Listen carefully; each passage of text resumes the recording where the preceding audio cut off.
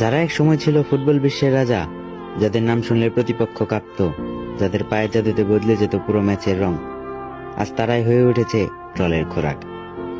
Messi, যে ছেলেটা নিজের কঠোর পরিশ্রম আর নিঃশব্দ লড়াই দিয়ে হয়ে উঠেছিল সবার মাথার মুকুট, আজ তাকে তার চেহারা নিয়ে ট্রল করা হয়।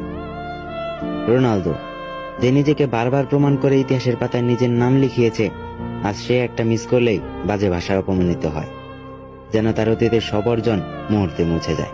আর বাকি রইল নেইমার, ফুটবল মাঠের সেই মায়াবী শিল্পী, যাকে ইনজুরি ছোবল বারবার ছিঁড়ে ফেলেছে। সে আজ পঙ্গমার নামের তাচ্ছিল্যের উপাধি নিয়ে বেঁচে আছে। হ্যাঁ ভাই, আমি মেসি, নেইমার, রোনালদোর কথাই বলছি, যাদের খেলা দেখে আমরা স্বপ্ন দেখতাম, চিৎকার করতাম, বুক ঠুকে বলতাম এই তো আমাদের নায়ক।